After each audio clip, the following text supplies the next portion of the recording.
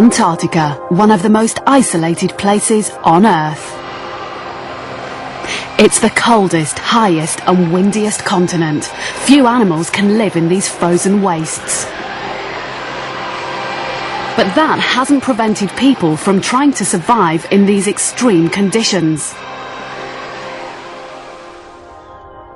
At her home in the Lake District, Susan Denham-Smith is preparing for the trip of a lifetime.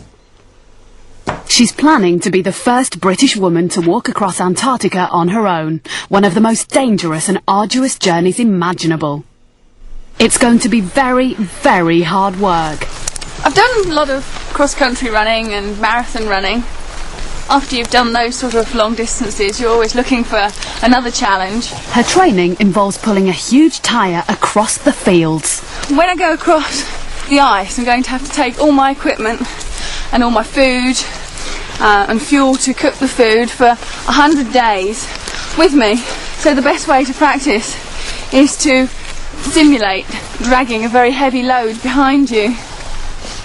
Here I've got a sledge similar to the one I'll be using, and on it I've got a big pair of boots which are big enough for 2 or 3 pairs of socks, a very large pair of gloves to keep my hands warm, a down-filled jacket to keep the rest of me warm. My tent's small and lightweight, just enough room for me inside, and again a sleeping bag that's filled with feathers. But most important of all, the stove, which I need for melting ice, to make water for me to drink and to heat up my food. Food provides the energy our bodies need, so the amount and type of food Susan takes will be critical. In science, energy is measured in kilojoules, but food energy can also be measured in calories.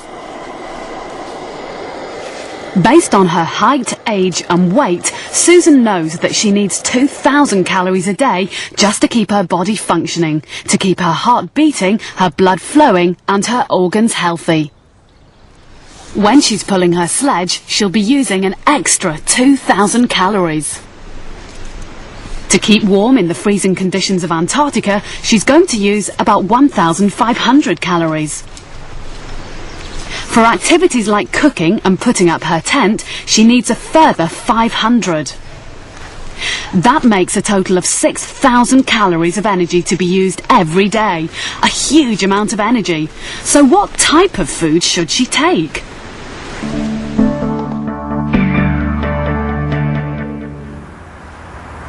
Burning a small piece of cream cracker in liquid oxygen shows just how much energy it contains. Food is a store of chemical energy. It's because it's in contact with pure oxygen that this piece of food burns so completely. The body also uses oxygen to release energy from food. A similar but much more controlled reaction takes place in every cell of your body. But do all foods provide the same amount of energy? Peanuts are high in fat. Dried potato is high in carbohydrate. To compare their energy content, we can use a food calorimeter. It's a glass container filled with water and works like this. First, place 1 gram of dried potato into a small metal crucible. This sits on a heat-proof platform. The calorimeter surrounds the food. At this point, the water inside is at a temperature of 21 Celsius. A small ignition coil gets hot enough to ignite the potato, and a flow of oxygen into the space around the food keeps it burning. The hot gases produced rise through the copper coil and heat the water. 1 gram of potato causes the water to rise from 21 to 25 Celsius. So what happens with 1 gram of peanuts? This time the water rises from 21 to 29 Celsius. This rise in temperature means that peanuts contain 20 kilojoules per gram, while dried potato contains 10 kilojoules per gram. fat makes a big difference to the energy content. Susan needs to carry 100 days worth of food. She's had to think very carefully about what type of foods to take. Now I know I'm going to need about 25,000 kilojoules of energy per day when I'm in Antarctica. And this is what it would look like in everyday foods. Now I'd never fit 100 days worth of this on my sledge, so there is an alternative. We could take it in the form of fat or lard, but I wouldn't want to eat this, would you? So I've put together a diet which covers all my nutritional needs. There's fats in butter and cheese, proteins in nuts and fruit, and carbohydrates, especially in dehydrated expedition rations, which are nutritious, they meet my energy needs, and the whole lot doesn't weigh very much. To make sure she gets the right amount of energy, more than half her rations will be made up of fat. Before the body can release the energy from food, it has to digest it and convert it into glucose. Glucose is the body's main fuel, which is why a glucose drink or a bar of chocolate can give you a quick energy hit. But to release that energy, her body needs a supply of oxygen. Thankfully, in Antarctica, oxygen isn't going to be a problem. But when might it be? When do you need to carry an oxygen supply with you?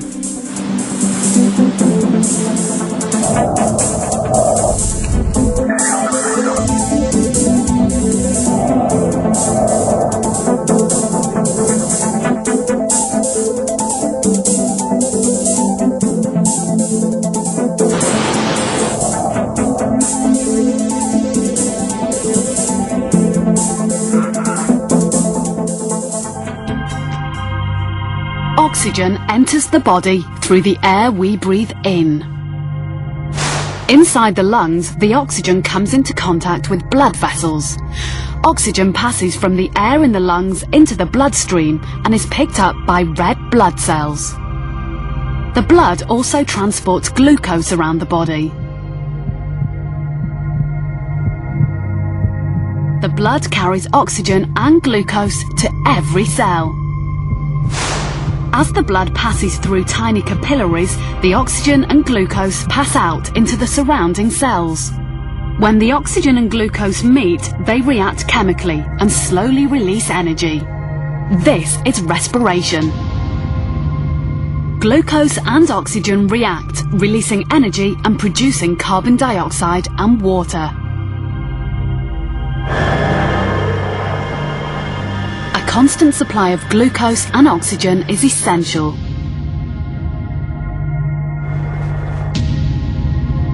Which is why paramedics always carry oxygen and glucose to the scene of any accident. The Yorkshire Air Ambulance Service has been called out to someone trapped in a car. The casualty is only semi-conscious. Regardless of the injury, the first thing the paramedics do is give the casualty a good supply of oxygen. Do you suffer with anything, love? You're diabetic. Are you on insulin? This person is diabetic. Her body can't control its blood sugar level on its own. If her blood sugar drops, she can become unconscious. So the treatment is a shot of glucose solution directly into the vein. Without a supply of glucose and oxygen in our bloodstream, we can't survive.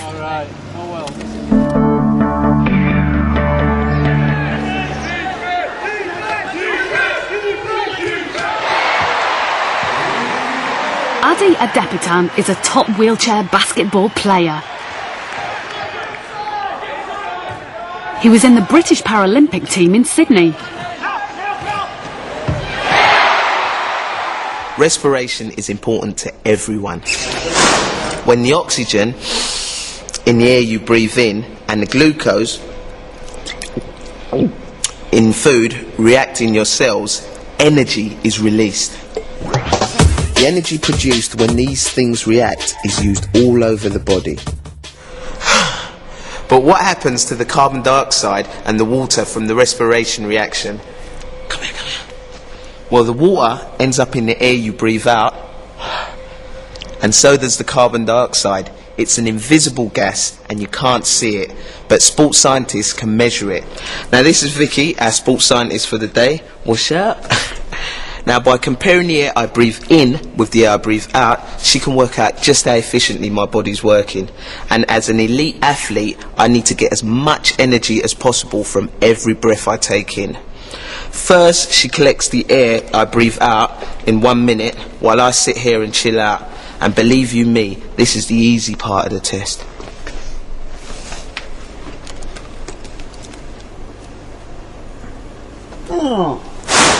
Next, I have to do some work.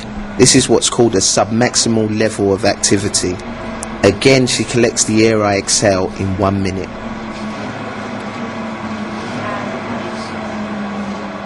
Finally, I have to really go for it. Push it to the max.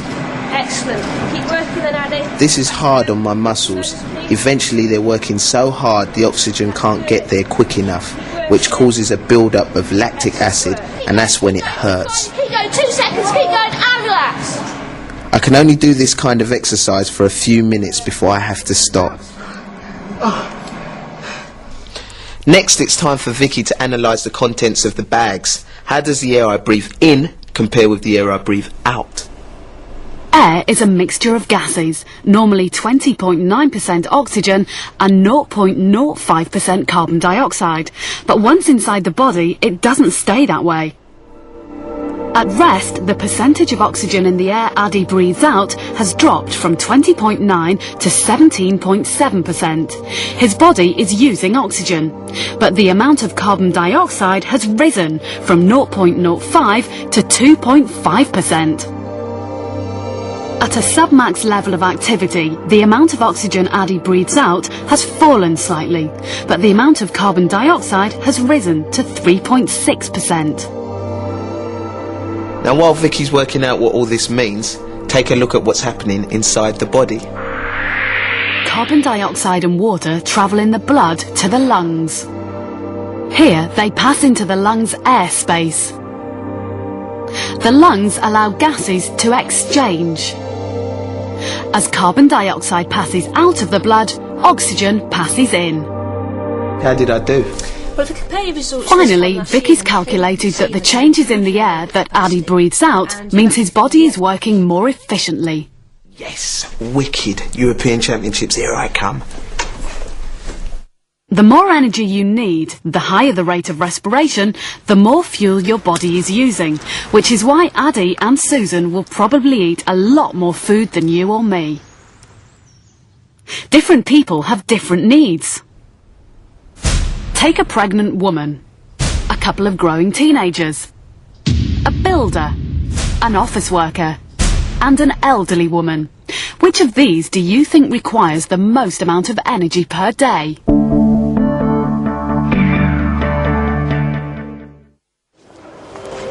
About 70% of the energy you use every day merely keeps your body working, keeps your heart beating, keeps you warm, and your organs functioning. If you're doing anything else, your body needs extra energy. But we're all different. Different ages, sizes, shapes, and lifestyles. Which means we all have different energy needs.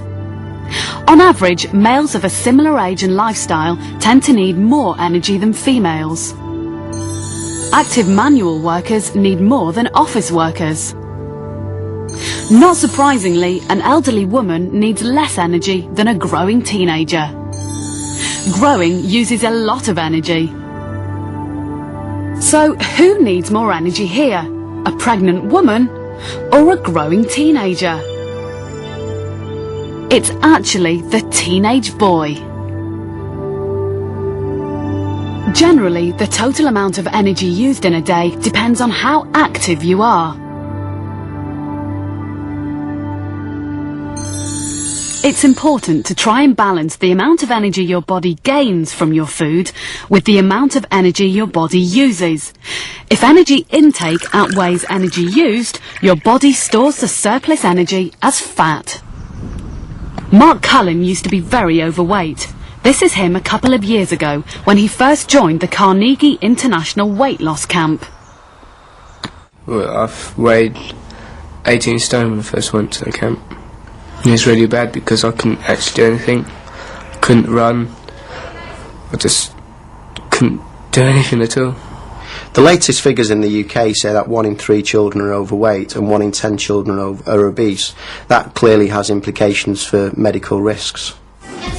Teenagers who are overweight can face many problems in later life, such as heart disease, diabetes, arthritis, and they may not live as long. But why are young people becoming overweight? They eat but they don't exercise. And I went to the camp first year and I ate a lot but I'd never exercised. Second year I actually got it into my head that I'm going to eat but exercise and burn it off, and that's what I've been doing ever since. The main aims of the camp are trying to get kids to have fun being physically active and enjoy it and do it because they get a buzz out of it. We calculate how many calories does each person need on a daily basis, and that's the amount of food that we provide for them. What that then does is it allows us to use the exercise to cause the weight loss on the camp programme, and that's really how we tip the balance in our favour. Lack of food tips the balance the other way. Energy intake becomes smaller than energy used. Some people go on diets to slim on purpose, but losing weight can actually be an illness. Anorexia nervosa is a psychological disorder that causes physical complications. A person with anorexia will have a fear of eating and gaining weight. They will have a fear of normal body weight and a fear of food. Claire first went into hospital with anorexia at the age of 10. It's a dangerous illness. My heart could have gone into failure at any moment because there was no fat on my body. So your body starts to eat its own muscle, and one of your main muscles being your heart. I almost died. I weighed 5.5 stone at my worst. Many people with anorexia nervosa, they will restrict their calorie intake, some people only eating 250 calories a day. Therefore, whilst they're extremely tired, they're at least 1,100 calories just to sleep at night. And people with anorexia also tend to exercise a lot as well, so again they're burning more energy that they haven't got, so eventually there's a deficit. It's a deep psychological problem, and people cope by using food. It's actually an addiction, like people misuse alcohol, misuse drugs. People also misuse food as a way of coping and controlling what's going on in their life. It is treatable. You can get better, and the earlier you catch it, the easier it is to treat, but it's important you go and seek help straight away rather than leave it too long. Remember, we all need different amounts of energy for life.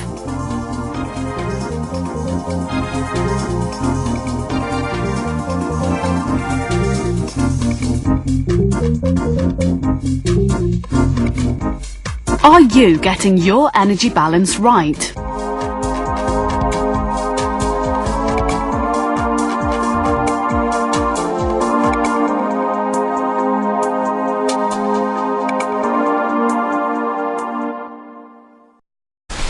Down-filled jacket to keep the rest of me warm. My tent's small and lightweight, just enough room for me inside. And again, a sleeping bag that's filled with feathers. But most important of all, the stove, which I need for melting ice, to make water for me to drink, and to heat up my food. Food provides the energy our bodies need, so the amount and type of food Susan takes will be critical. In science, energy is measured in kilojoules, but food energy can also be measured in calories. Based on her height, age and weight, Susan knows that she needs 2,000 calories a day just to keep her body functioning, to keep her heart beating, her blood flowing and her organs healthy. When she's pulling her sledge, she'll be using an extra 2,000 calories. To keep warm in the freezing conditions of Antarctica, she's going to use about 1,500 calories. For activities like cooking and putting up her tent, she needs But that hasn't prevented people from trying to survive in these extreme conditions. At her home in the Lake District, Susan Denham-Smith is preparing for the trip of a lifetime. She's planning to be the first British woman to walk across Antarctica on her own, one of the most dangerous and arduous journeys imaginable. It's going to be very, very hard work. I've done a lot of cross-country running and marathon running. After you've done those sort of long distances, you're always looking for another.